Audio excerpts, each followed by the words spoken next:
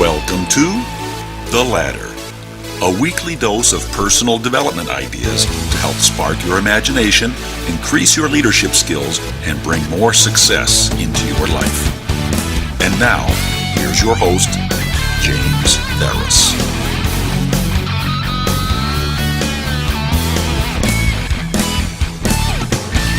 Well, hello and welcome again to our second episode of The Ladder. I'm your host, James Ferris, and today we're going to be talking about something very near and dear to my heart. Since this is the 8th of January, by now you should have gotten over the Christmas holidays and New Year holidays and hopefully are back into the grind that we call everyday life. And today's podcast we're going to discuss in a very brief format goal setting. Hopefully you have been thinking about this for the past couple of weeks. If not, this is a great time to start thinking about them and maybe even finalize your goals by the end of this week. Certainly something you don't want to rush. That's maybe the first suggestion I'll give you on goal setting, is to take a little time and really try to clarify the goals that you set. I talk to my students a lot of times about goals because I think that martial arts is one of the most perfect vehicles for teaching how to properly set and achieve goals. So in our school we have a uniform. Everybody wears the same uniform.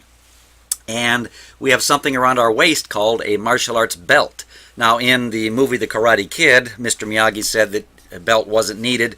He just used his belt to hold up his pants. But actually what was missing from that was the fact of the powerful effect of having your goals tied around your waist. You see, when a student comes into the martial arts, they come in with no belt, and their very first goal is they probably want to earn a belt so that they can complete their uniform and feel like they're part of the group, which is it's a great first goal. And in our school, that takes just 2 classes.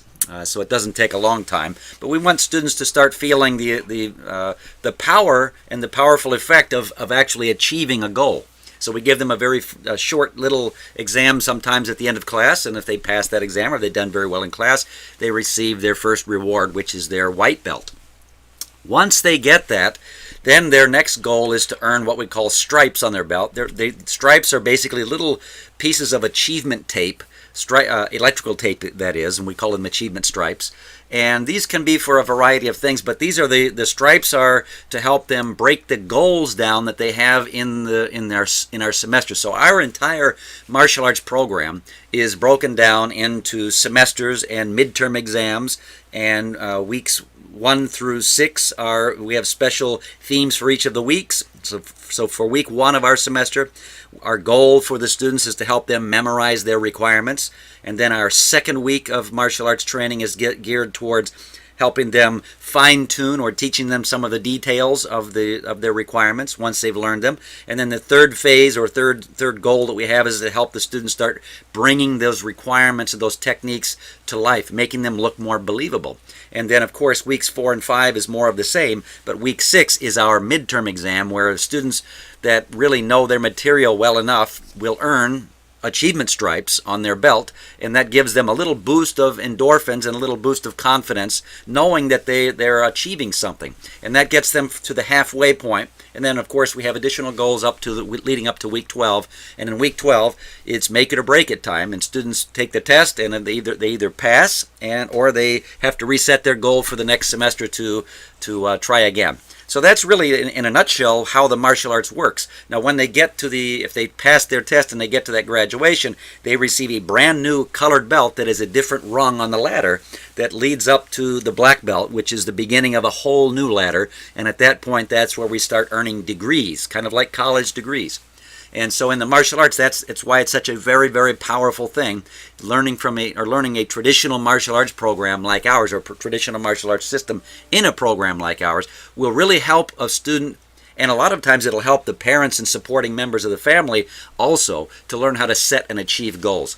So here's how we recommend you set goals. And there are really about 5 different areas that I recommend you set goals in.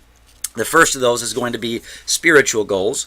The second of those is going to be family goals. The third of those goals are going to be personal goals, and that includes health and fitness. And the fourth goal, I guess, health and fitness might be 3 and 4. And the fifth goal would be, fourth goal, I guess, could be career or schoolwork. And the very last goal is going to be your finances. And I believe that you should set goals in each and every one of those particular areas. So how do we go about that? How do we set the goals that are really going to compel us to really work towards their achievement?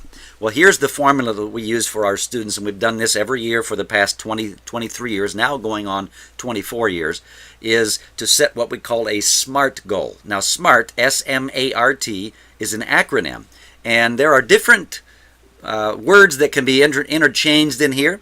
The first one for S in SMART is specific. Is your goal specific? So, for example, if you're doing like millions of other Americans and trying to lose weight, specifically how much weight is it that you want to lose? Instead of saying I'd like to lose some weight this year, which is a very ambiguous kind of general goal, how much weight would you exactly like to lose? If you're trying to save money, how much exactly are you trying to save? All right, so that's what we mean by being specific.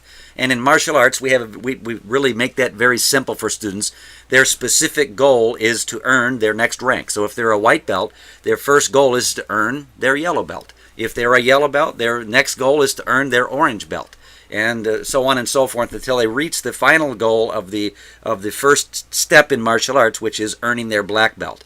After they earn their black belt, then of course we want them to reset their goal to earning their second degree black belt, and then their third degree black belt, which qualifies them as an official instructor. That's the official instructor rank, where in Japanese they would earn the title sensei, or in a Korean system they would earn the title sabumnim, which both mean teacher. And then, of course, if they earn their fourth degree black belt, that's a step towards their fifth degree black belt. And fifth degree black belt is where they become a master of the martial arts, or a master instructor. So there's always another level to achieve. And of course, after the master, you've got grandmaster. So there's always another level to achieve. So is your goal specific? Next on the list is M. Is it motivational? Is that goal motivating to you? And also we can use the term measurable. Is it something you can measure? And of course with our belts, it's both motivating and it is measurable. So you have to set your goal to be able to be motivating to you and something you can measure. And if you're looking to lose weight, one of the ways to measure that is, of course, with a tape measure, measuring the circumference of your waist or your belly or your arms or your thighs or legs or whatever it is you're trying to lose, whatever area you're trying to lose weight in. It can also be motivating to have yourself a scale and see those pounds kind of come off each week. That's very motivating. And if you're not keeping track of that and you're just kind of hoping you're losing weight and not really measuring it, it's very easy to fall off track with staying on track to meet that goal. Same thing if you're looking to save money. Do you have a savings account of some kind where you can actually physically see the numbers increasing? That's very motivating when you go from 0 to 50 or 0 to 100 in a relatively short period of time, and it may motivate you to want to save more. Or in the case of losing weight, when you lose those first 5 pounds, it might motivate you to want to go for another 5 pounds, and that's how we do it, is small incremental leaps, not huge leaps and bounds. All right. Next is A, and is your goal actually achievable? Is it something you can really sink your teeth into and believe that it's possible for you? So in the area of losing weight, if you say to yourself, I want to lose 50 pounds in the next 30 days, is that really an achievable goal for you? For most people, it's probably not. All right, but maybe losing 10 pounds in a month is achievable, and so that might be something that you would want to take into consideration when setting your goals. And when it comes to saving money, is $100, saving $100 in a month something that's achievable for you, or is that out of your range? Or maybe saving $1,000 extra a month is something that's out of your range, or maybe for you it is in your range. So in other words, is it achievable? So in the martial arts, one belt to the next is definitely an achievable goal by somebody that's got the right spirit and interest level in actually achieving that goal. So it can't be something that somebody does for another person when they have no interest in achieving that for themselves. Sometimes, though, doing it for another person might make it even that much more real to us. So maybe for somebody who's in a profession like a carpentry or painting or something like that, their own homes might not look great, but they'll do it. They'll fix or paint somebody else's home for them in a heartbeat. So that might be an example where it would be good to help that be achievable for somebody else. Okay. Next on the list is R. Could be relevant or realistic. So kind of working along those same thought processes. Is the goal relevant to you, and is it something realistic that you can really believe? So for example, in going to saving money or making money, maybe you want to make a little extra money this year. If you set your goal that you want to make $1 million this year, is that really a relevant goal to you? Is that really something realistic that you could possibly do? For most people, I'd say the answer is no, and outside of hitting the lottery or something like that, and if you're going to do that, then you might have to spend a heck of a lot more money and really, cross your fingers and hope that you can achieve it, which is not a great plan if you want to ask my personal honest opinion on that. Okay, the last one is T, and that's trackable, or it has a time frame attached to it, and that's the most important part, I think, of all of these goals, besides getting specific. Those might be the two most important, are getting very specific with your goals, and then, of course, making sure that goal is trackable and it has a timetable attached to it as well. So you heard me mention about losing a certain amount of weight in a month. See, doing it in 30 days, that's a very time trackable goal. Doing it within a year, that's a little bit longer and it's a little bit more vague, so it's good to have your midterm and your short-term goals laid out as well so that you can keep yourself on track to achieving your goals. So that's it in a nutshell. So for this year, are your goals SMART? First of all, have you set any goals? And have you set goals in those 5 areas that I mentioned? And just for a brief review, those 5 areas are going to be spiritual, family, health, and fitness. That's personal goals. Career or school. If you're not old enough to have a career, but you're in school, you want to have goals in school as well. What kind of grades do you want to make? Where do you see yourself in the future? Those kind of things. And then, of course, the last one being financial goals. How much money would you like to make this year extra? How much would you like to save this year extra?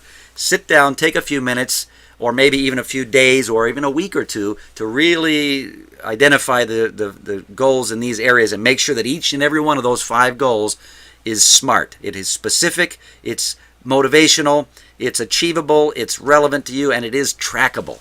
And that's what I've got for you this week. Next week, we'll be back with some more exciting tips for you to help your leadership and success improve this year. And if you enjoyed today's podcast, please let me know that in the comments. And be sure to like us on Facebook and share so others can get this information as well. This is James Theris saying set your goals and have a fantastic 2018.